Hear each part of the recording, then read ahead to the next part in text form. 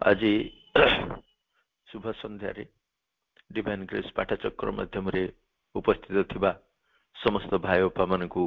मोर प्रणाम। अरुश्री परिचालिका अरुश्री को मोर स्नेह और आशीर्वाद। मु एथरे जो माने अंश ग्रहण करिसंती से भितरु अन्यतम प्रिय लिंगराज भाई सब बेले तांको हृदय रे मते सेमिति रखि थांतु। कामिनी अपा आउ बिकोयपा मुके जो जे की मातृवंदना और ध्यान प्रार्थना गाइले से मन को मध्य स्वागत करूची। आज रो विषय वस्तुटी को आमे जीवा पूर्वरु मु कहि दे जे ए विषय वस्तुटी कोठे कौनसी बही रे सीधा सड़क लेखा नहीं एमतिका बा टॉपिक टाको एमति कोठी खोजिले आमे पाइबानी। मु आकु मोर निजर या भितरु मु टाइटल टे देइछि एटा होछि द्वंद्वर पृष्ठभूमि उपरे योगर भित्तिभूमि। सॉरी मझ मझे टिके जदि मु ये करबी टिके थंडा रो असुस्थ थिबारु टिके असुविधा होई पारे क्षमा करबे। मु ए विषय वस्तुटी को जे द्वंद्वर पृष्ठभूमि रे योगर भित्तिभूमि सहज सरल करी कहि देले ए संसार रे सबुठी द्वंद्व ही रहिछि। द्वंद्व बोली कहले सरल भाव से हला सत्य मिथ्या अंधार आलोक सुख दुख देखि जंत्रणा आनंद सब एमितिका सब विपरीत कथा गुडी को संसार भितरे रहिछि सेटा होछि द्वंद्व। यार पृष्ठभूमि रे आमे एठी रहिकिरी एथरु मुक्त होइकिरी कोड जिबा नहीं एठी रहिकि यार पृष्ठभूमि रे आमे जो तयारी करबा कोन योगर भित्ति प्रस्तर स्थापन करबा अर्थात आमे योग मार्ग रे प्रवेश करबा एवं योग पथरे आगे जिबा पे जो मूल दुआटी आमे रखिबा या पृष्ठभूमि रे ही रखिबा। एमिति न हो हमको कोटी कोठी अति सुंदर स्थान मिल जिवो जो थरे कि कोनसे प्रकार समस्या नथिबो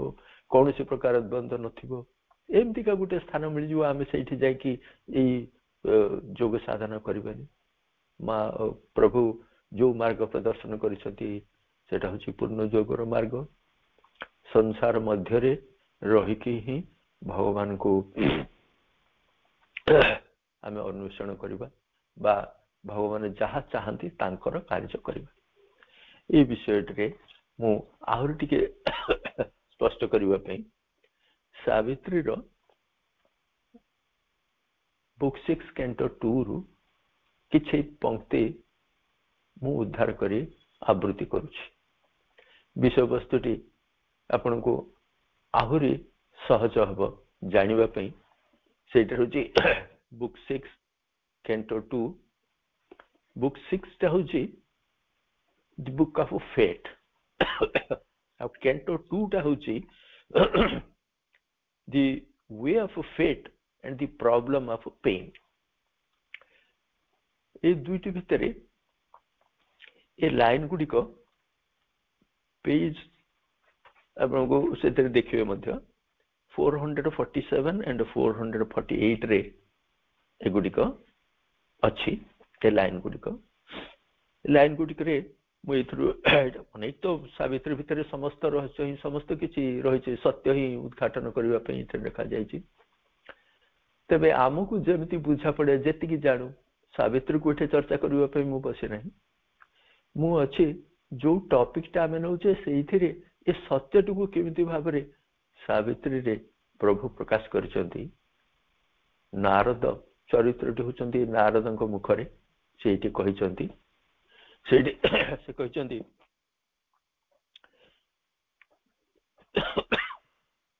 जे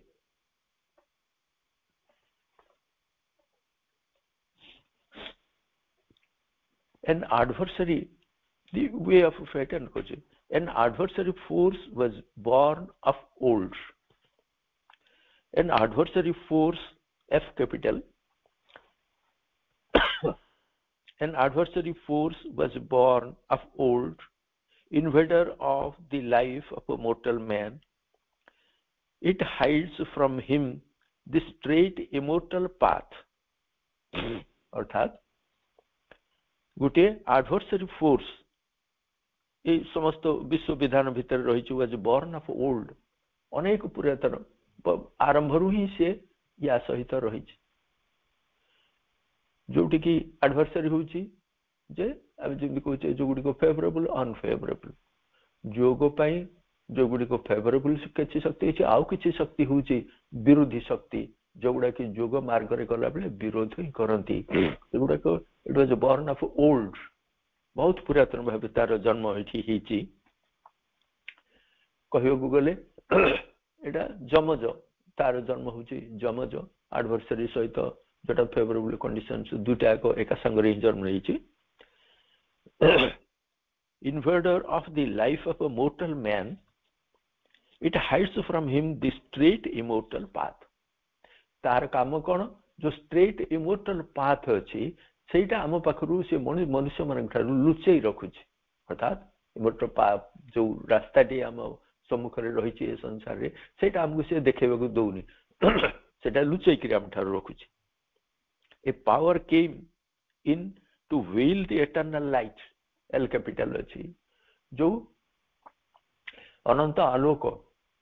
चिरंतन आलोक जो रहिछि से चिरंतन आलोक को से ढांकी के रखि जो वेल करछि.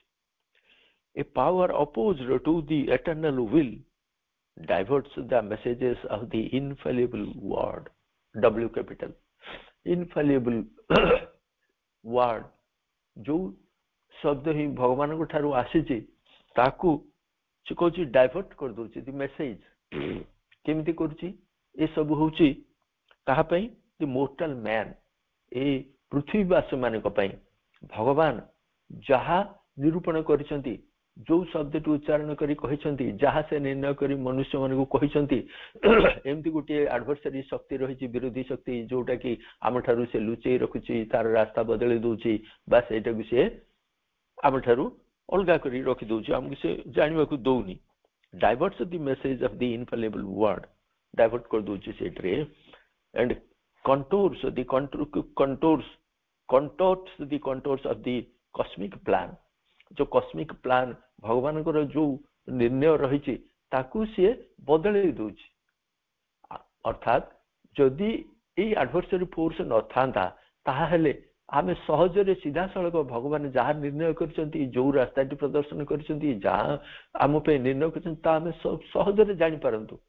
किंतु एइटी जो एडवर्सरी फोर्स रो जन्म रहिछि पुरातन रहि अति पुरातन रु ताहा हमगु सबु बेले हमरो रास्ता टी बदलै दोछि. A whisper lures to evil the human heart आम मनुष्य मन को हृदय रे कोन रहिछि प्रेम रहिछि किंतु it whispers and lures to evil आ भितरे से आनी पाप प्रवेश करि दोछि. आम हृदय रे से पवित्रता आनंद एवं सुख रहिछि हृदय भितर मनुष्यर किंतु से ता भितरे कोन आछि ल्यूर्स अट्रैक्ट करूछि एवं ता भितर जो आकर्षणकारी शक्ति रहिछि एडवर्सरी से बाट बणा करे दोछि. It seals off the wisdom's eye the soul's regard it is the origin of our suffering here. एटा ही ए एडवर्सरी शक्ति ही हमर ए पृथ्वी पृष्ठ रे जंत्रणा हम जो जंत्रणा भोग करूचे तार इट इज द ओरिजिन सी होची मूल बिंदु एथरे रहिछि. अर्थात एडवर्सरी फोर्स ही ए समस्त संसार रे प्रकृति भितर रहिछि जे कि मनुष्य मन को ठारू तार सब किछि छिन्न करि नउछि जो आनंद सुख जो सीधा तार ज्ञान से प्राप्त करबा कथा ता दृष्टि से लुचै के रखुछि. It binds earth to calamity and pain. जंत्रणा भितरे से हमको बांधि के रखिछि ए समस्त जगत को से बांधि के रखिछि. देखो केते शक्तिशाली से एडवर्सरी फोर्स जे कि भगवान एटा सृष्टि करबा संगे संगे ताको मध्ये सृष्टि करिसंती ता से हमको एते रखिछि. ले काहे कि this all must conquer who would bring down God's peace. এই সেন্টেন্সটা হচ্ছে ডাইভার্টিং কହୁଛି ଯିଏ ଏ ସଂସାରରେ ସୁଖକୁ ଆଣିକି ଏ ପୃଥିବୀ ପୃଷ୍ଠରେ ଯେ ଶାନ୍ତି ପ୍ରତିଷ୍ଠା କରିବ ତାକୁ କ'ଣ କରିବାକୁ ହବ? he must conquer, ତାକୁ ଏ ସମସ୍ତଙ୍କୁ ସିଏ ଜୟ କରିବାକୁ ହବ। this hidden foe lodged in the human breast man must overcome or miss his higher fate। ନିଶ୍ଚିତ ଏଥିରେ ରଖି ଦିଆଯାଇଛି ଯେଟା କହୁଛନ୍ତି ଯେ man must overcome or miss his higher fate। ଯଦି ଇଏ ତାକୁ ଜୟ କରି ନ ପାରିବ ତାହେଲେ କ'ଣ ହବ? ମିସ୍ ହିଜ୍ ହାୟର, ତାର ଯୋଉ ମନୁଷ୍ୟ ପାଇଁ ଯୋଉ ଲକ୍ଷ୍ୟ ରଖାଯାଇଛି ଉଚ୍ଚତର ଲକ୍ଷ୍ୟ, ସେ ଉଚ୍ଚତର ଲକ୍ଷ୍ୟରୁ ସେ ବଞ୍ଚିତ ହବ। ଅର୍ଥାତ୍ ଆମକୁ ସେଇ ଲକ୍ଷ୍ୟ ଦିଗରେ ନିଶ୍ଚିତ ଭାବରେ ହିଁ ଯିବାକୁ ହବ। This is the inner war without escape. ଆମ ଭିତରେ ଏଇ ଅନ୍ତର୍ଦ୍ୱନ୍ଦ୍ୱ, ଏଇ ଅନ୍ତର୍ଯୁଦ୍ଧ ଆମ ଭିତରେ ୱିଦାଉଟ୍ ଏସ୍କେପ୍, ଏଇଥିରୁ କିଛି ତ୍ରାହି ନାହିଁ। ଏହା ଆମ ଭିତରେ ନିଶ୍ଚିତ ଭାବରେ ରହିଛି, ସଦାସର୍ବଦା ଏ ଦ୍ୱନ୍ଦ୍ୱ ଭାବରେ ରହିଛି। ଏ ଦ୍ୱନ୍ଦ୍ୱକୁ ଆମକୁ ଅତିକ୍ରମ କରିକି ଯିବାକୁ ହବ। ଏଇଟା ହିଁ ହେଉଛି ଅନ୍ତର୍ଯୁଦ୍ଧ ବା ଦ୍ୱନ୍ଦ୍ୱ। ଏଇ ଦ୍ୱନ୍ଦ୍ୱ ଆମ ଜୀବନ ଭିତରେ ରହିଛି। ଏଇ ଦ୍ୱନ୍ଦ୍ୱ ଭିତରୁ ଆମକୁ ଏଇ ଭିତରେ ରହିକି କ'ଣ କରିବାକୁ ହବ ନା ଯୋଗର ଭିତ୍ତିଭୂମି ଆମକୁ ଏଇଠି ପକେଇବାକୁ ହବ। ଯୋଗର ଭିତ୍ତିଭୂମି ବା ଭଗବାନ ଯାହା ଚାହିଁଛନ୍ତି ତାଙ୍କର ଉଦ୍ଦେଶ୍ୟକୁ ସଫଳ କରିବା ପାଇଁ ଆମେ କ'ଣ କରିପାରିବୁ, ଏଇଟା ହେଲା ବର୍ତ୍ତମାନ କଥା। ଆପଣମାନଙ୍କୁ ଏବେ କହିଲି ଯେ ହାଉ ଏଠି ଦ୍ୱନ୍ଦ୍ୱର ପୃଷ୍ଠଭୂମି କୋଉଟା? ଆମ ଜୀବନରେ ଏଗୁଡ଼ିକ ସବୁ ଦ୍ୱନ୍ଦ୍ୱ ହିଁ ରହିଛି। ଅର୍ଥାତ୍ ପ୍ରତ୍ୟେକ ଜାଗାରେ ଯାହା ଆମେ ଦେଖୁଛେ ତାର ବିପରୀତ ଗୋଟିଏ ଗୁଣ ଏଇଠି ରହିଛି।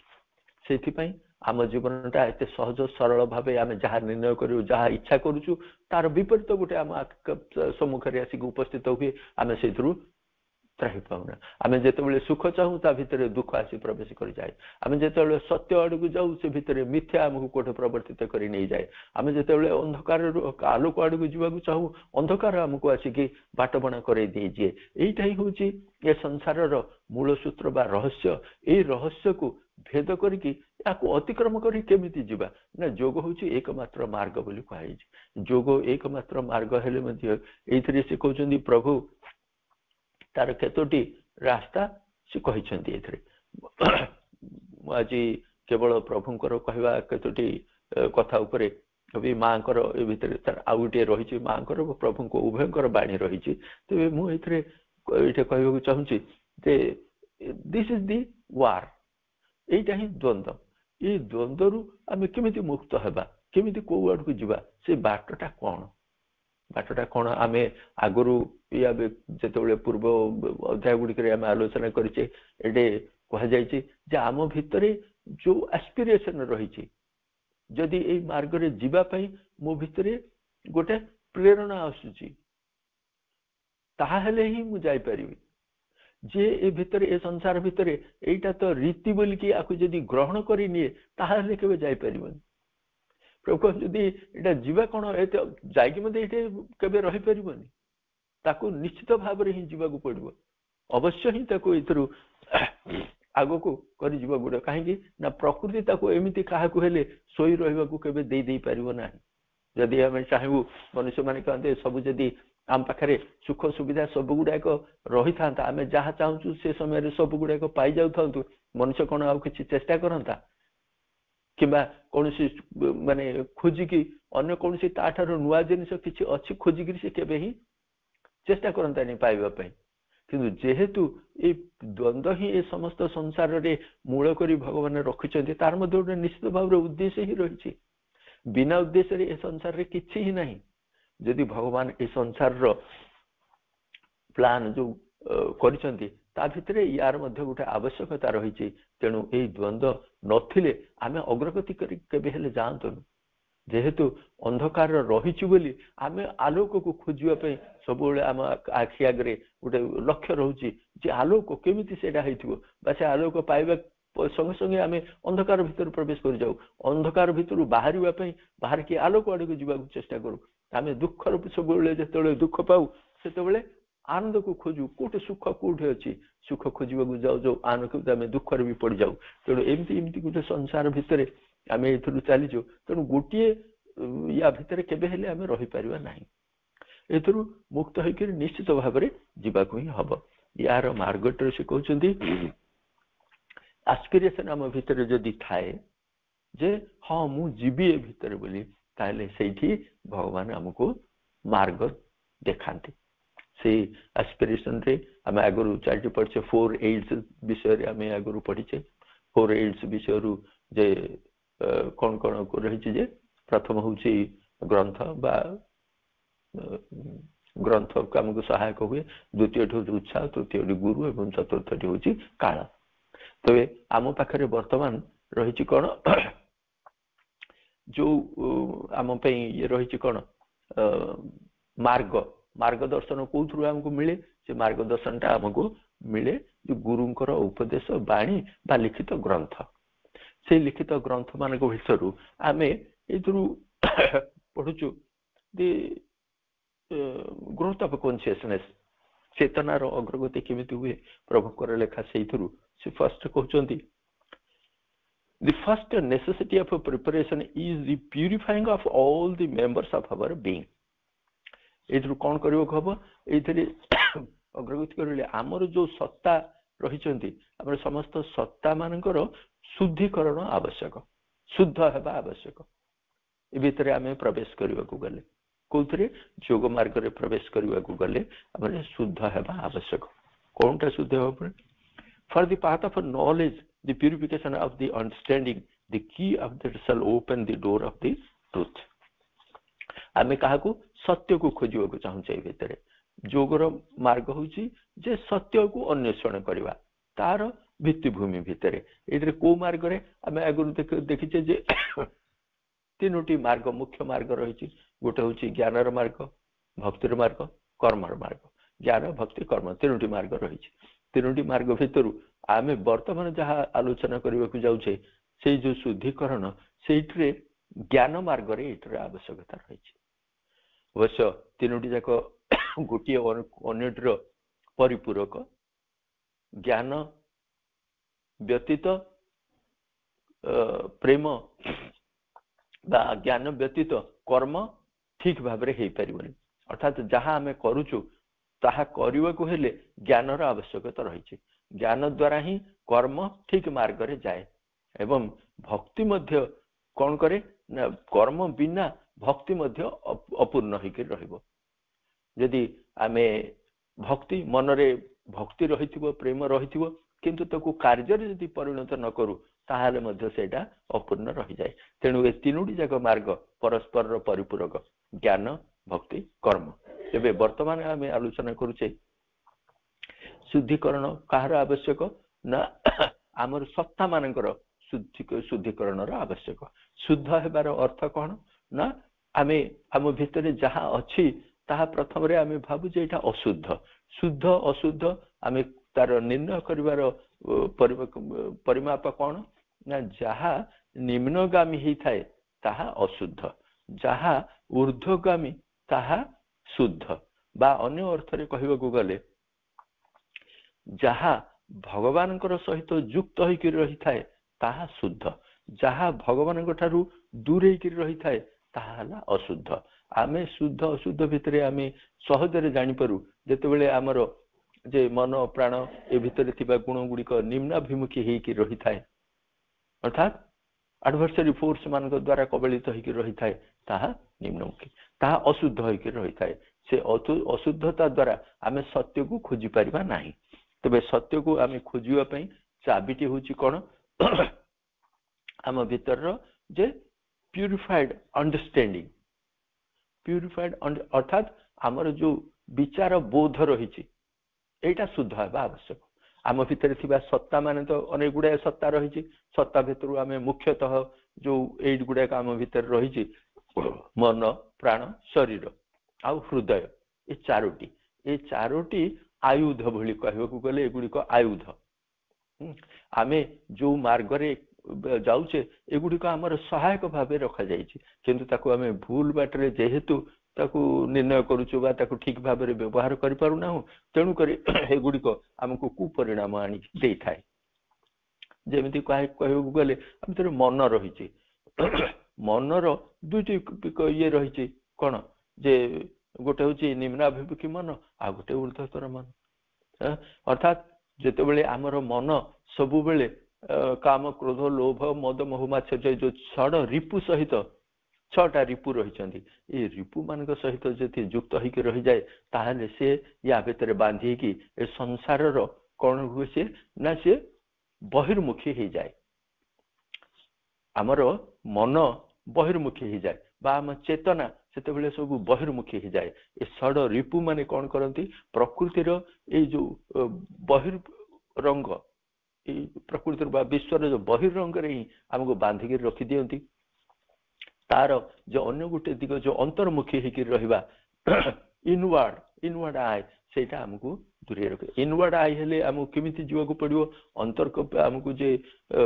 अंतर भीतर को प्रवेश करियो गले बहिर्मुखी न होइकी अंतर्मुखी जदि हबु ताहले कोन करू हमको ऊर्ध्व दिगटी तार यार विपरीत दिगटरे हमको जीवाक हबो ए एडवर्सरी फोर्स मान भीतर मुक्त होइकी हमको भगवान का आड़ को ऊर्ध्वमुखी होकर जीवाक हम से प्योर अंडरस्टैंडिंग सैट हम प्योर अंडरस्टैंडिंग अर्थात शुद्ध भाव बा शुद्ध विचारधारा बा शुद्ध कहवा गले आमर जो बुद्धि विचार एटा ही शुद्ध हेबा आवश्यक यदि बुद्धि विचार आमर शुद्ध न हबो ताहाले कोन हबो ना आमे जहा देखुथिबु तार रंग रे ही आमर ज्ञानटा से भली हबो बुद्धि विचार जदि अशुद्ध थाए ताहले आमे जहा देखुथाउ जहा बुझुथाउ से गुडी सब अशुद्ध बा भूल बाटरे हमको प्रेरणा देउथिबे हमको ठीक मार्ग देखेबानी ठीक मार्ग रे गले आमे जो सत्य ज्ञान खोजिबा चाहू छे प्रथम मार्ग हला जेतरे सत्य ज्ञान दी ट्रुथ नॉलेज एटा ही खोजिबा हमर प्रथम आवश्यक ट्रुथ नॉलेज रहिले ही आमे भीतर प्रवेश करि परिबो यदि फाल्सहुड हमको सब बेले बाटरे निये आ बाट बना करैकी सब बेले गुरु रखता तेणु प्रथम है प्यूरिफाइड अंडरस्टैंडिंग द्वारा आमर सत्ता मान को आम सहजरे जानी परिबा शुद्ध सत्ता गुड़िक शुद्ध हेले आम जानी परिबा एगुड़िक सब इंटरडिपेंडेंस गोटे कथा आम भितर सत्ता मान कहले को सत्ता रही जमीती आम कहले मन ठारू विचार बोध आसुची मन ठारू सेमिति मन भितर मध्य खाली जो विचार बोध रही नुह मन भितर मध्य तार उच्चतर अवस्था गुड़िक रही निम्नतर अवस्था ये गुटिक रही से विचार बोध जदि निम्नाभिमुखी होता है विचार बोध मध्य निम्नमुखी ऊर्ध्वगामी हेले विचार बोध गुड़िक ऊर्ध्वगामी हम ताहले सी बुझी पारिबो जे आमर आउ काकु सी बुझी पारिबो ना आम अन्य जो सत्ता माने रही किए रही हृदय सेंसेस इंद्रिय गण लाइफ फोर्सेस जो आमर प्राणिक शक्ति माने रही बुझी पारिबो आ शेष रही शरीर चारोटी सत्ता रही मुख्य मुख्य चारोटी सत्ता यही जोग मार्ग रे आग को जीवाई यही माने ही हमको साहाय्य करती प्रथम रही मन प्राण शरीर एवं हृदय मन को मुख्य हूँ मन आम पाखे से आयुध बड़ी रही मन जदि ना ताहले आम किसी भी कर मन द्वारा ही सब कर किंतु जो मन आमको दि जाए आम पाखे रही सी होती अति चंचल से बिजुली भली सब सदा सर्वदा से ये कौन होता है जो एटार सेटा को घूरी बुलू थाए ताले ताकू किमिति भाबरे आमे व्यवहार करि परिबा जोग भली गोटे कठिन कार्य रे तार भित्ति प्रचार पे मन को किमिति व्यवहार करि परिबा अच्छा सेथरे गीतार मध्ये कहा जायछि अर्जुन को श्री कृष्ण कहउचंती जो अभ्यास द्वारा ही यह संभव हे परिबो तेणु आम भीतर मध्य ए मनर जो भिन्न भिन्न भाग गुड़िक अच्छी आम ता विषय आम जाना पड़ो जानिकी आम ताकू ठीक मार्ग रे परिचालित करवा ओके ताहले जदि शुद्ध विचार बोध जदि आम भीतर थाए ताहले सी हृदय रे जो आवेग गुड़िक आसुची से आवेग गुड़िक कौन निम्नाभिमुखी ना उच्चतर अभिमुखी हुए निम्नाभिमुखी जो गुड़िक हुए कौन काम लालसा भोग या हृदय रे जो आवेग गुड़िक आसुए कि ताहले जदि से अंडरस्टैंडिंग टा आमर विचार बोध सत्य आड़ को रही थाए ତାହେଲେ ସେ ବୁଝିପାରିବ ଯେ ଏଗୁଡାକ ମତେ ସହାୟକ ହବ ନାହିଁ ଯୋଗ ପାଇଁ। ତେଣୁ ସେଇଠାରୁ ନିବୃତ୍ତ ହେଇକି ଊର୍ଦ୍ଧ୍ୱଗାମୀ ହେବା ପାଇଁ ସେଇଠି ଇଚ୍ଛା କରିବ। ବା ଦ୍ୱିତୀୟରୁ କୁହାଯାଉଛି ସେନ୍ସ ଅର୍ଗାନ୍ସ, ଆମର ଯୋଉ 10ଟି ଇନ୍ଦ୍ରିୟ, 5ଟି କର୍ମେନ୍ଦ୍ରିୟ, 5ଟି ଜ୍ଞାନେନ୍ଦ୍ରିୟ ଅଛି। ଜ୍ଞାନେନ୍ଦ୍ରିୟ ମାନେ କଣ କରନ୍ତି ନା ସବୁ ଚିତ୍ର ଗୁଡିକ ଆଣିକି ଆମ ମସ୍ତିଷ୍କରେ ଦିଅନ୍ତି। ଆଖି ଯେକୌଣସି ଯାହା ଦୃଶ୍ୟ ଦେଖେ ତାର ଫଟୋଟା ଆସି ଆମ ମନର ଆଖିର ୟା ଭିତରେ ପଡିଯାଏ। ଅନ୍ତର୍ଚକ୍ଷୁ ନୁହଁ, ଚକ୍ଷୁର ପର୍ଦ୍ଦାରେ ଆସି ପଡେ ଏବଂ ବୁଦ୍ଧି ବା ମନ ଆମର ସେ ବିଚାର କରେ କଣ ମୁଁ ଦେଖୁଛି, କଣ ମୁଁ ସେଇଥିରୁ ଅର୍ଥଟା ମୁଁ ଅନୁଭବ କରି ସବୁ ନିର୍ଭର କରେ ମୋ ମନର ଅବସ୍ଥା ଉପରେ। ମୋ ମନ ଯୋଉ ଅବସ୍ଥାରେ ଯୋଉ ଭଳି ଭାବରେ ରହିଛି, ପ୍ରତ୍ୟେକ ବସ୍ତୁକୁ ଦେଖିଲେ ମୁଁ ସେଇଭଳି ସେଇଥିରୁ ବୋଧ ପ୍ରାପ୍ତ ହବ। ଯଦି ଶୁଦ୍ଧ ହୋଇଥାଏ ମନ, ତାହେଲେ ତାର ଉଚିତ ଦିଗଟା ମୁଁ ଦେଖିବି, ଯଦି ଅଶୁଦ୍ଧ ଥାଏ ତାହେଲେ ତାର ବିପରୀତ ଦିଗଟା ମୁଁ ଦେଖିବି। ଯେମିତିକି ଯେକୌଣସି ବ୍ୟକ୍ତିକୁ ଦେଖୁ ବା ଯେକୌଣସି ଘଟଣାକୁ ଦେଖୁ, ଯଦି ଆମେ ସବୁବେଳେ କଣ ହଉଛି ଛିଦ୍ର ଅନ୍ୱେଷୀ ହେଇଥିବୁ, ତାହେଲେ ଯେକୌଣସି ଘଟଣାକୁ ଦେଖିଲେ ତା ଭିତରେ ଥିବା ଦ୍ୱେଷ ଗୁଡିକ ହିଁ ଆମକୁ ଦେଖାଯିବ। ଯଦି ଊର୍ଦ୍ଧ୍ୱାଭିମୁଖୀ ହେଇଥିବୁ, ଆମର ଚେତନା ଊର୍ଦ୍ଧ୍ୱମୁଖୀ ହୋଇଥିବ, ତାହେଲେ ସେଇଥିରେ ଯେ ସେମାନେ କେମିତି ଦ୍ୱନ୍ଦ୍ୱ ଭିତରେ କାହିଁକି ପ୍ରବେଶ କରୁଛନ୍ତି, ଉଭୟଙ୍କ ଭିତରେ କଣ ସେଇଠି କାର୍ଯ୍ୟକାରୀ କରୁଛି, କି ଶକ୍ତି କାର୍ଯ୍ୟକାରୀ ହଉଛି, ସେ ସେତେବେଳେ ଜାଣିପାରିବ। ସେମିତି ଶବ୍ଦ ହଉ ବା ରଚନା ହଉ ବା ସ୍ପର୍ଶ ହଉ, ଏ ସବୁ ଗୁଡିକ ଆମକୁ ଠିକ ସେମିତି ହିଁ ଲାଗିବ। ପ୍ରତ୍ୟେକରୁ ଡିଟେଲ ସବୁ ଗୁଡାକୁ ଯାଉନି, ଏତିକରୁ କହିଦଉଛି ଯେ ଏଇ ଯୋଉ ଇନ୍ଦ୍ରିୟ ମାନେ ଯୋଉ ବୋଧ ଆଣି ଦିଅନ୍ତି, ସେଇ ବୋଧ ଗୁଡିକ ଯଦି ଆମର ମନ ଉଚ୍ଚତର ବୋଧ ଶକ୍ତି ଥାଏ, ସତ୍ୟ ଆଡୁ ଅନ୍ୱେଷୀ ହେଇଥାଏ, ତାହେଲେ ଶୁଦ୍ଧ ଭାବରେ ପାଇବ, ନହେଲେ ସେଇଥିରେ ଅଶୁଦ୍ଧ ଭିତରେ ପ୍ରବେଶ କରିବ। ପ୍ରଥମ କଥା ହେଲା। ଦ୍ୱିତୀୟ କଥା ହେଲା ସବୁ ହୃଦୟ ଭାବ ଆବେଗ ବା ସବୁ ଗୁଡିକୁ ଠିକ ସେମିତି ହିଁ ହଉଥାଏ। ତାପରେ ଏଥିରେ କହୁଛନ୍ତି ସେ ଇଣ୍ଟରଡିପେଣ୍ଡେନ୍ସ ବୋଲି କହୁଛନ୍ତି। ଗୋଟେ ଇଣ୍ଟରଡିପେଣ୍ଡେନ୍ସ ଅର୍ଥାତ ଆମର ବୋଧ ଶକ୍ତି ଯେ ଶୁଦ୍ଧ ହେଇଯିବ, ଅନ୍ୟ ଆମର ସତ୍ତା ମାନେ ଯଦି ଅଶୁଦ୍ଧ ଥିବେ ବୋଧ ଶକ୍ତି ଶୁଦ୍ଧ ଆସିବନି। ଆମେ ବୋଧ ଶକ୍ତିକୁ ଶୁଦ୍ଧ କରିବାକୁ ଗଲା ବେଳକୁ ହୃଦୟରୁ ବା ପ୍ରାଣରୁ କି ଶରୀରରୁ ଯାହା ଯୋଉ ସମ୍ବେଦନା ଗୁଡିକ ଆସୁଥାଏ, ତା ଉପରେ ନିର୍ଭର କରେ ଆମର ବୋଧ ବିଚାର ଶକ୍ତି। ଯେମିତି ଉଦାହରଣ ସ୍ୱରୂପ ଯଦି ଆମ ଶରୀର ଅଳସୁଆ ହେଇଥାଏ ବା ପ୍ରାଣ ଯଦି ନିମ୍ନ ଅଭିମୁଖୀ ହେଇଥାଏ ବା ସବୁବେଳେ ଛିଦ୍ରାନ୍ୱେଷୀ ହେଇଥାଏ ପ୍ରାଣର ବା ଈର୍ଷାଳୁ ହେଇଥାଏ, ତାହେଲେ ସିଏ କଣ କରେ ନା ତା ପ୍ରଭାବ ଆମର ମନ ଉପରେ ପଡୁଥାଏ। ଠିକ ଭାବରେ ବିଚାର ବୋଧ ଆସିବ ନାହିଁ। ଅଳସୁଆ ଶରୀରର ବି ଗୁଣ ହଉଛି ଯେ ଆଳସ୍ୟ ହେଇକି ରହିବା ବା ଯେକୌଣସି କାର୍ଯ୍ୟକୁ ଦୂରେଇକି ରଖିବା, ସହଜରେ କୌଣସି କର୍ମ ତତ୍ପର ନହେବା, ଏଟା ଶରୀରର ବୋଧ ଶକ୍ତି। ତାହେଲେ ସେ କାର୍ଯ୍ୟ ସେ ଠିକ ଭାବରେ କରିବନି। କାର୍ଯ୍ୟଟା କରିବାକୁ ଗଲା ଆସିକି ଟାଣି ଓଟାରେ ଇଚ୍ଛା କରୁନଥିବ, ଅଳସୁଆ ହେଇକି ରହିବ। ତାହେଲେ ଦିନ ସକାଳୁ ଉଠିକି ଆମକୁ ଯଦି ଆସନ ବ୍ୟାୟାମ କରିବାକୁ ଅଛି, ଉଠିଲେ ଆମର ଶରୀର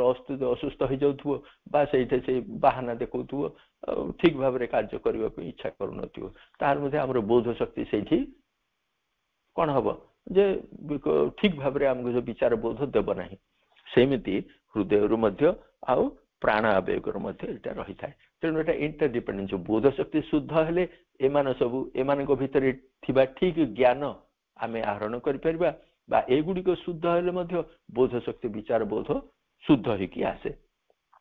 ଏଇଟା ତ କୁହାଯାଉଛି ଇଣ୍ଟରଡିପେଣ୍ଡେନ୍ସ। ଆଉ ଗୋଟେ କୁହାଯାଉଛି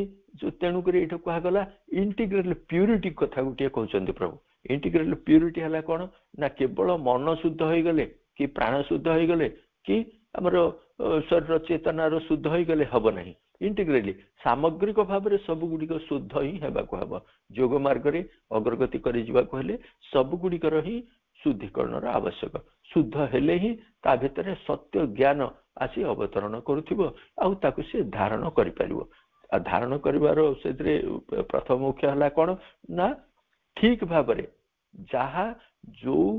ସମ୍ବେଦନା ଆସୁଛି, ଯୋଉ ଜ୍ଞାନ ଉତ୍ପନ୍ନ ହଉଛି, ତାକୁ ଠିକ ମାର୍ଗରେ ପରିଚାଳନା କରିବା ହେଲା ଶୁଦ୍ଧ ବୁଦ୍ଧିର ବିଷୟ। ଯଦି ଅଶୁଦ୍ଧତା ରହିଥାଏ ତାହେଲେ ଗୋଟିଏ ବି ଏ ଭିତରୁ ରହିଥିଲେ ଅନ୍ୟ ଗୁଡିକ ଠିକ ଭାବରେ ଯାଉନି, ବେଶୀ ଏଥିରେ କାଳ ବିଳମ୍ବ ଲାଗେ। ତେଣୁ ଦ୍ୱିତୀୟ କଥାରୁ କହୁଛନ୍ତି ଯେ ଏ ସବୁ ଗୁଡିକ जदिओ सामग्रिक भाव सबुगुड़िक शुद्ध हेबा आवश्यक सबुगुड़िकर अर्थ है मन प्राण शरीर हृदय ए सबुगुड़िकर शुद्ध हेबा आवश्यक ता भितर अनेक गुड़ाए सूक्ष्म सत्ता गुड़िक रही सूक्ष्म सत्ता गुड़िक विषय मध्य आमर से ज्ञान रहिबा हबो तेणु मुख्य लक्ष्यटी है मु जहा करबा को चाहूची ता विषय रे मु प्रथम रे निसंदेह कि मु ताहा करबा पाई एकांत भावे इच्छा करिथाय जदी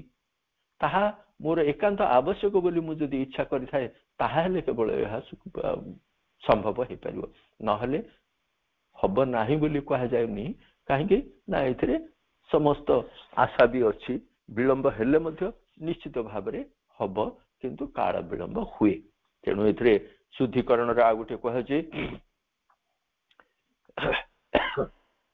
for the purification of each members of our being profits by the clarifying of every other the progressive tranquilization of the emotional heart helping for the instance of the purification of understanding while equally purified understanding imposes calm and light हम कहले जे हमर मन रे निश्चलता बा हृदय रे सब बेले शांति एवं प्रेम रहिबा आवश्यक मन रे निश्चलता रहिबा आवश्यक जणी जे ई निश्चलता एवं हृदय बा आवेग प्रेमपूर्ण हबो केते बेले ना जेते बेले आमे हमर बुद्धि विचार जदी ये रहिथिबो शुद्ध रहिथिबो ताल एटा इंटरडिपेंडेंस कह जाउची विचार बुद्धि शुद्ध रहिले हृदय आवेग रो बा ये रो प्राण रो आवेग सब गुडी को शुद्ध हबो प्राण रो आवेग शुद्ध हेले मध्य विचार बोध रहबो एटा हला इंटरडिपेंडेंस कह जी तापरे द्वितीयटी कहउचंती इम्प्योर इमोशंस कोन करबो इम्प्योर इमोशंस जदी रही थाए उडा डार्कनिंग उडा को कोन आसीबो अंधकार शक्ति बा फाल्सुड एडवर्स रिपोर्ट्स ए गुडी को से डाकी आनिबो तेनु अडो ये गुडा को इमोशन अर्थात कोन जे हृदय रे जो आवेग गुडी को अछि से आवेग गुडी को निम्नाभिमुखी हेले अंधकार को असत्य को छडा को वर्ण करी आनंती ता द्वारा हमको दीर्घ काल से रास्ता रे गला बेल को दीर्घ काल हमको बाट बना होई कि जीवा को पड़े अवश्य जे बाट बना ही सब दिन जने रही जीवो ए मार्ग को आसीबा परे ता अनुभव निश्चित भाव रे अनेक गुडाए उत्थान पतन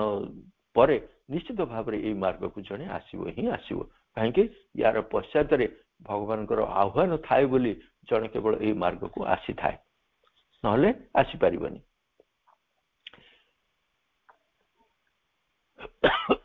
ताबरे लास्ट कहउचंती जे ए जो ज्ञान हम भीतर जात होची से ज्ञान ही हमर आलोक एवं शक्ति ए ज्ञान ही हमर आलोक और शक्ति ही कि हमको आगो को नब द्वितीय कथा रे से कहउचंती जे हमें जदि केबे केबे ए बाटरे गला बेलको कोन हुए नाम भीतर कोनसी अहंकार प्रवेश करि जाय बा किछि निजे बड़ हेबार आशा पोषण करू उदाहरण स्वरूप जे मु जोग मार्ग प्रवेश कले मो भितर अनेक गुडाए शक्ति आसीबो मु अन्य मानक ठारू बहुत उच्चतर हेबी एमतिका गुडाए जदी ता भितर आसी प्रवेश करि जाय भाबा गुडी का आसी प्रवेश करि जाय ताले से एक्सपीरियंस गुडी को आको बाट बना कर दिए एक्सपीरियंस अर्थात कोन कोचियो न बड़ हेले जो केबे केबे कोन हुए ता भितर अनुभूति गुडी को पाइबा पय सब बेले से व्यग्र हो जाय विभिन्न प्रकार अनुभूति जोग मार्ग रे गले क्यूरियोसिटी गुटे जात हुए मन रे जे केमिति जोग मार्ग रे गले जिंदि भगवान को सहित कथोपकथन हेबा मु मां को प्रार्थना कले मां मो पाखरे आसी कि मो कथा सुनंती मो कथा रे से उत्तर दियंती एमिति गुडाए अवश्य मां करंती ताहा किंतु से ज्ञान हम भितर थिबा को हबो जे मां को समय रे किभली भाव रे हमको से मार्गदर्शन करूछंती अवश्य ही मार्गदर्शन करंती किंतु आम भितर से ज्ञान थिबा को हबो जे मां हमको मार्गदर्शन करी कुआडे नौछंती से अन्य मानक ठारू एथरे कहबो गले प्रत्येक ही भिन्न प्रत्येकंकर मार्ग होची केवल मां को सहित एवं साधक सहित ही एटा सीमित अन्य मानक ठारू बा अन्य मानक सहित एगुडी को कहबा किबा अन्य मानक ठारू बहादुरी नेबार एथरे कोनोसी आवश्यकता नाही जोग मार्ग रे सबु आमे सुनु थाउ ସବୁ ଶିକ୍ଷା ଲାଭ କରୁ ବା ସବୁ କିଛି ଅନେକ ବହି ପଢୁ, ଅନେକ ଠାରୁ ବହୁତ କିଛି ଶୁଣୁ, ଅନେକ ଠାରୁ ବହୁତ କିଛି ଜାଣିବାକୁ ପାଉ। କେତେ ଗୁଡ଼ିଏ ଅନେକଙ୍କର ଏମିତି ଆଶ୍ଚର୍ଯ୍ୟକର ଅନୁଭୂତି ମଧ୍ୟ ଆମେ ଦେଖୁ। ସେ ଅନୁଭୂତି ଗୁଡ଼ିକ ଯୋଉ ଆସେ କୋଉଠୁ ଆସିଥାଏ? ସୁପ୍ରା ଫିଜିକାଲ, ଅତି ଭୌତିକ ଜଗତରୁ ଆସୁଥାଏ। ସେ ଅତି ଭୌତିକ ଜଗତ ଆଡକୁ ଜଣେ ଯଦି ଖୋଲିଯାଏ, ଅର୍ଥାତ୍ ଯୋଗ ମାର୍ଗରେ କିଛି ଅଗ୍ରଗତି କରି ଅତି ଭୌତିକ ଜଗତ ଆଡକୁ ଖୋଲିଗଲେ ନାନା ପ୍ରକାର ଯୋଉ ଇଏ ଗୁଡ଼ିକ ଆସେ, କଣ ଅନୁଭୂତି ଗୁଡ଼ିକ ଆସେ, ନାନା ପ୍ରକାର ଦୃଶ୍ୟ ଦେଖିବା ବା ନାନା ପ୍ରକାର ଭିନ୍ନ ଭିନ୍ନ ଅନୁଭୂତି ଗୁଡ଼ିକ ଆସେ। କିନ୍ତୁ ଏଇଠି ପ୍ରଭୁ କହୁଛନ୍ତି ଯେ ସେ ଏଗୁଡ଼ିକ ସହଜ ହେଇଯିବ ଯଦି ଆମର ମେଟେରିଆଲ ମାଇଣ୍ଡ, ଯୋଉ ସ୍ଥୂଳ ମନ ଆଉ ଯୋଉ ସଟଲ ପ୍ଲେନ୍ସ, ଯୋଉ ସୂକ୍ଷ୍ମ ଜଗତ ରହିଛି, ସୂକ୍ଷ୍ମ ଜଗତ ଆଉ ଆମର ମନ, ଏ ଦୁଇଟି ଭିତରେ ଯୋଉ ପ୍ରାଚୀର ରହିଛି ସେଇଟା ଯଦି ଭାଙ୍ଗିଯାଏ ତାହେଲେ ସହଜରେ ଜଣେ ଅନୁଭୂତି ଗୁଡ଼ିକ ଲାଭ କରିପାରିବ। ଆଗରୁ କହିଲେ ସେଗୁଡ଼ିକ ଯଦି ଶୁଦ୍ଧ ହେଇଥାଏ ତାହେଲେ ସେ ଅନୁଭୂତି ଗୁଡ଼ିକୁ ସେ ଠିକ ମାର୍ଗରେ, ଠିକ ଯୋଗ ମାର୍ଗରେ ଯିବା ପାଇଁ ତାକୁ ସହାୟକ ହୁଏ। ଯଦି ଏଗୁଡ଼ିକର ଅଶୁଦ୍ଧତା ରହିଥାଏ ତାହେଲେ ଯୋଉ ଇଏ ଗୁଡ଼ିକ ଯଦି ଆସେ, ସ୍ଥୂଳ ମନ ଆଉ ଯୋଉ ସୂକ୍ଷ୍ମ ଜଗତ, ଏ ଦୁଇଟା ଭିତରେ ଯୋଉ ଏଟା ବାଧକ ଗୋଟିଏ ରହିଛି ପରଦା, ସେ ପରଦାଟି ହଟିଗଲା ପରେ ଆମେ ସେ ଅନୁଭୂତି ଗୁଡ଼ିକ ଲାଭ କରିଥାଉ। ଅନେକ ସମୟରେ କେବେ କେବେ ଏମିତି ନୁହଁ ଯେ ସମସ୍ତଙ୍କ ପାଇଁ ଆସେ ନାହିଁ ତା ନୁହଁ, ବା ସବୁବେଳେ ଯେ ଆସେ ତାହା ବି ନୁହଁ, କେବେ କେବେ ଆମର ଯଥା ଯୋଗ୍ୟତା ଅନୁଯାୟୀ ତାହା ଆସୁଥାଏ। କାହିଁକି ନା ଆମେ ମାଙ୍କୁ ଯଦି ଏଇଠି ଧରି ରଖିଥାଉ ତାହେଲେ ଆମର କଣ କୋଉଠି ବିପଦ ଆପଦ ଅଛି ବା କୋଉଠି ଆମ ପାଇଁ ଠିକ ମାର୍ଗରେ ନେଇଯିବ, ମା ହିଁ ତାହା ନିର୍ବାଚନ କରିଥାନ୍ତି। ତେଣୁ ଅନେକ ସମୟରେ ସେ ଆମକୁ ଏଇସବୁ ବିପଦରୁ ରକ୍ଷା କରୁଥାନ୍ତି। କିନ୍ତୁ ମନୁଷ୍ୟର ପ୍ରକୃତି ଯଦି ଜିଦଖୋର ହେଇଯାଏ, ମାଙ୍କୁ ଅନୁସରଣ ନ କରିକି ଯଦି ସେ ନିଜର ମନକୁ ଅନୁସରଣ କରେ ତାହେଲେ ଅନେକ ଗୁଡ଼ାଏ ବାଧା ବିପତ୍ତି ଭିତରେ ଆସିକି ପଡ଼ିଯିବାର ସମ୍ଭାବନା ଗୁଡ଼ିକ ଥାଏ। ତେଣୁ ଏଇ ସେ ବାଧା ବିପତ୍ତିରୁ ସମ୍ଭାବନାରୁ ଇଏ କରି କଣ ତାକୁ ঊର୍ଦ୍ଧ୍ୱକୁ ଯାଇକି ଅଗ୍ରଗତି କରିବା ପାଇଁ ସେଠି କହୁଛନ୍ତି କଣ କଣ ଆବଶ୍ୟକ? ସେଇଠି ଏ ୱିଟନେସ୍ ସେଲ୍ଫ, ୱିଟନେସ୍ ଅର୍ଥାତ୍ ସାକ୍ଷୀ ପୁରୁଷ ଭାବରେ ଜଣେ ରହିବ, ସେଥିରେ ଇନଭଲ୍ଭ ହବ ନାହିଁ। ଅର୍ଥାତ୍ ସେ ଯାହା ଯାହା ହଉଛି ସେଗୁଡ଼ିକୁ ଜଣେ ସାକ୍ଷୀ ଭାବରେ ଦେଖିବ କେବଳ, କିନ୍ତୁ ମୁଁ ସେଇଥିରେ ଭାଗ ନେଉଛି ବୋଲିକି ଯଦି ସେ ଅହଙ୍କାରକୁ, ଇଗୋ ତା ସହିତ ମିଶିଯାଏ ତାହେଲେ ଏଇ ଇଗୋ ସହିତ କଣ ଆସେ ନା ଯୋଉ ପ୍ରକୃତିର ଆଡଭର୍ସରୀ ଫୋର୍ସ ଗୁଡ଼ିକ ଅଛି ତା ସହିତ ଆସିଯାଏ। ଯୋଉଠି ଇଗୋ ରହିଛି, ଇଗୋର କଣ ତା ସହିତ କାହା ସହିତ ରହିଛି ସମ୍ପର୍କ ନା ଏ ବାହ୍ୟ ଜଗତର ଯୋଉ ପ୍ରକୃତି ରହିଛି, ପ୍ରକୃତି ସହିତ ସେ ମିଶିଯାଏ। ସେଇଠୁ ଆମକୁ ଅନେକ ଗୁଡ଼ାଏ ବାଧା ବିପତ୍ତି ଆସି ପହଞ୍ଚିଥାଏ। ତେଣୁ ୱିଟନେସ୍ ସେଲ୍ଫ ହେଇକି ସେଇଠି ଜଣେ ଯଦି ରହିବ, ଆଉ ତା ଭିତରେ ଡିସ୍କ୍ରିମିନେଟିଂ ପାୱାର ହେଲା ଯେ ପ୍ରତ୍ୟେକ ଜିନିଷଠାରୁ ଗୋଟାକରୁ ଆଉ ଗୋଟାକୁ ଅଲଗା କରି ଜାଣିବା ଯେ ଏଇଟା କଣ ସେଇଟା କଣ, ଏଇଟା କୋଉଟା ଭଲ ମୋ ପାଇଁ କୋଉଟା ମନ୍ଦ, କୋଉଠୁ କୋଉ ଜଗତରୁ କୋଉଟା ଆସୁଛି ଏବଂ ସେଇଟା ମତେ କୁଆଡେ ନେଇଯାଉଛି, এইଗୁଡ଼ିକ ସବୁ ଜଣେ ଯଦି ଇଏ କରୁଥିବ, କଣ ନିଜେ ବୁଝିପାରୁଥିବ ଏବଂ ତାକୁ ଅନୁସରଣ କରିବ ସାକ୍ଷୀ ପୁରୁଷ ଭାବରେ, ସେତେବେଳେ ତାର ଶୁଦ୍ଧିକରଣ ପରେ ଏଇ ଭିତରେ ସେ ମାର୍ଗରେ ଆଗକୁ ଆଗକୁ ଜଣେ ଯାଇପାରିବ ଯୋଗ ମାର୍ଗରେ। ଏବଂ ତାହା ହିଁ ଆବଶ୍ୟକ ଏଇ ୟା ଭିତରେ। ଯଦି ଏଇଥିରୁ ଏଥିରେ କହୁଛନ୍ତି around purity in the vital calm equanimity and enduring patience, absence of pride and the sense of greatness. absence of pride, ଯୋଉଥିରେ ଯୋଉ ବଡ ହେବାର ଯୋଉ ଅହଙ୍କାରଟି ସେଇଥିରେ ରହିଥାଏ, ଗର୍ବ ଅଭିମାନ, ସେଇଟା ସମ୍ପୂର୍ଣ୍ଣ ରୂପେ ଏଥିରୁ ପରିହାର ହିଁ କରିବାକୁ ହବ। ତାହେଲେ ଏ ମାର୍ଗରେ ନିରାପଦରେ ଜଣେ ଯାଇପାରିବ ଏବଂ ଏଇ ଯୋଉ ଭିତ୍ତି ପ୍ରସ୍ତରଟା ତାର ଦୃଢ ହବ। It is a consciousness made up of these things cast in the mold that can bear without breaking and stumbling. ତାହେଲେ କଣ ହବ? ଯଦି ଏଇ ମାର୍ଗରେ ଗଲା ଆସିକି ସେଇଠି ଯଦି ଆମେ ଝୁଣ୍ଟିକି ପଡିକି ସବୁ ଏଇଥିରେ ଯାଉଥାଉ, ତ ଏଇଠି ତାହେଲେ ଆମର ଚେତନାଟା କଣ ହେଇଥିବ? ଏଇ ସବୁ ଶୁଦ୍ଧିକରଣରୁ ଆସିଥିବ, ୱିଟନେସ୍ ସେଲ୍ଫ ହେଇକି ରହୁଥିବ, ସାକ୍ଷୀ ପୁରୁଷ ରୂପରେ ରହିକି ଦେଖୁଥିବ ଏବଂ ପ୍ରତ୍ୟେକ ଜିନିଷରୁ ଗୋଟାକରୁ ଆଉ ଗୋଟାକୁ ଅଲଗା କରିକି ଦେଖିବାର ଯଦି ତାର ये रही थाए ज्ञान रही थाए ताहले एथिरे से बिना बाधारे जाई पारे अवश्य बिना बाधारे केबे केही जाई नाही किंतु बाधा आसिले मध्य प्रत्येकटी बाधा सेते बेले ताको अग्रगति रे सहायक हो जाए ताकू से कौन प्रदान करे ना ज्ञान प्रदान करे यही प्रत्येकटी ताकू अधिक ज्ञान आनी दिए जे से कहीं कोठरू आसी ता से बुझी जाई पारे एवं से एडवर्स गुडिक ताकू से सहायक प्रोग्रेस पे सहायक हो जाए तबे कहउछंती an entire perfection in these respects is hardly possible से कहउछंती ए सब गुडिक भितर माने हमें कौन बुझिले जे प्रत्येक जो आमर सत्ता माने रहिचंदी मन प्राण शरीर हृदय ये समस्त सत्ता माने शुद्ध हेबे विचार बुद्धि शुद्ध हबो आमे साखी पुरुष रूप रे जोग मार्ग रे निजको अलगा करी देखि पारुथिबा अर्थात मो निज भितरु मु निजको अलगा करी देखि पारुथिबी मो भितर दुईटी सत्ता सेते बेले रहिथिबे गोटे सत्ता जे कि समस्त अहं भाव रु निजको मुक्त करी आनी करी शुद्ध सत्ता रूप रे देखुथिबो जहा होउची आउ सेठी ताले किए आगो आसीथिबे चैत्य सत्ता सम्मुख को आसी जाउथिबे एवं चैत्य सत्ता भितरे ता भितरे समर्पण भाव एवं प्रत्याख्यान ये दुईटी संगे संगे जड़ित होइकी रहिथिबो प्रत्याख्यान एवं समर्पण सहित आमे चैत्य सत्ता जागृत होइथिले से सहज रे ए सब जानि परिबो तेणु एका थरके ए सब गुडक एकाठी हेबा एते सहज नुह ए सब गुडिक करिवा पई हेले ए जो भित्ति प्रस्तरटा आमे स्थापन करिबा ए भित्ति प्रस्तर पई कोन आवश्यक ना जनकू अदम्य भाव रे एकांत भाव रे से इच्छा करिवो तेणु आ गुटे लास्ट सेंटेंस रा पढि दउची समय या सुजी कहउचंदी तरे एठे सॉरी हमरो अवचेतन मन ठारू चेतन मन एवं उच्चतर चेतना ये समस्त गुडिक भितरे गोटे संबंध स्थापन करबो को हबो एंती का ऊपरे ना से आलोक राष्ट्र ऊपरे ए भितरे गोटे संबंध स्थापन करबो को हबो but a sufficient foundation and a consciousness always self observant